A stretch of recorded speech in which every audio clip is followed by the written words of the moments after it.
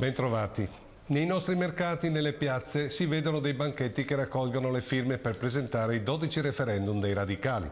6 di questi referendum riguardano la giustizia, altri i diritti civili, come l'abolizione dell'ergastolo, della Bossi-Fini, la depenalizzazione delle droghe leggere per il consumo personale, l'abolizione del finanziamento pubblico dei partiti e altro ancora. Dopo la condanna definitiva per frode fiscale del Caimano, il PDL e la Lega hanno dichiarato di volerli sostenere. Abbiamo visto il duo Pannella-Berlusconi in amorosi sensi nel gazebo radicale a Roma, mentre il satrapo di Arcore, padrone del PDL, firmava i quesiti. E allora, vista l'enfasi con cui è stata presentata la cosa, mi pare sia utile entrare nel merito e capire le conseguenze che avrebbero nel nostro ordinamento giudiziario se passassero 2 di questi referendum sulla giustizia. E allora vediamo il quesito numero 4, quello che recita più o meno così. Volete abrogare l'articolo 274,1 lettera C del codice di procedura penale, la norma che permette di arrestare prima del giudizio, cioè prima della condanna definitiva, qualcuno che ha commesso un reato quando vi è la ragionevole probabilità che ne commetta altri della stessa specie. In pratica, questo referendum vuole abolire una delle 3 esigenze che richiedono gli arresti cautelari, quella legata alla reiterazione del reato, mentre rimangono in vigore le altre 2, ovvero il pericolo di fuga dell'indagato e che lo stesso possa inquinare le prove. Insomma, i radicali, il PDL e la Lega chiedono di votare contro la carcerazione preventiva anche nei casi in cui è certo, possibile, verosimile che il probabile delinquente continui a commettere altri reati dello stesso tipo. Per cui, se questo referendum passasse e questa legge venisse abrogata, non si potrebbe più arrestare nessun indagato per reati che prevedono una pena fino a 4 anni, anche se è verosimile, quasi certo, che l'indagato possa commettere nuovamente quello stesso reato. Immagino la felicità di molti malfattori, dei delinquenti che rubano delle case, i borseggiatori e moltissimi altri reati cosiddetti comuni, ma di grande allarme sociale. Io penso che chiunque abbia un minimo di capacità di discernimento non può volerne l'abrogazione.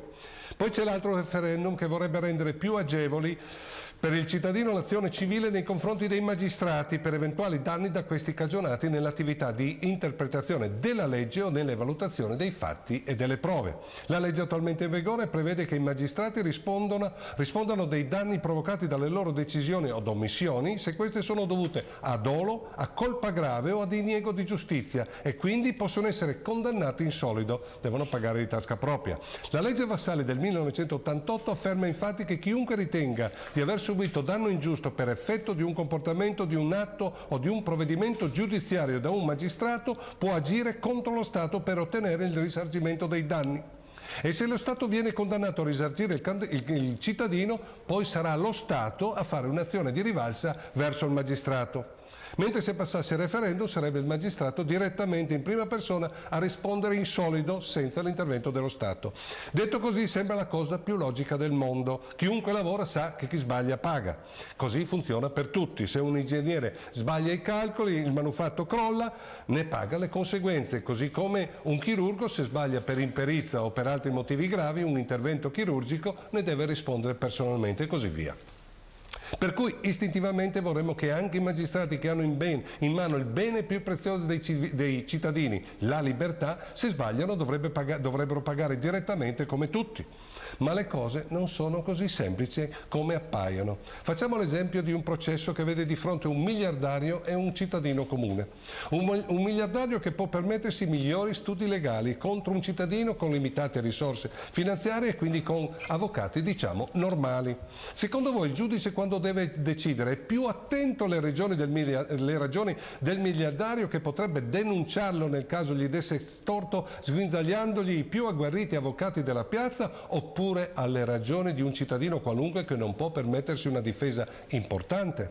Sempre secondo voi il giudice, che non deve necessariamente essere un eroe, si sente tranquillo nel valutare prove e testimonianze quando deve sentenziare con imputati così diversi per capacità economica? Io penso di no. Io penso che per i normali cittadini senza santi in paradiso sia più conveniente, sia più garantito un giusto processo da un giudice che decide con serenità, senza la spada di Damocle di una possibile denuncia di un potente. Ecco perché vi invito a riflettere prima di firmare questi referendum. Occhio dunque, molte volte le cose che non sono così scontate come appaiono.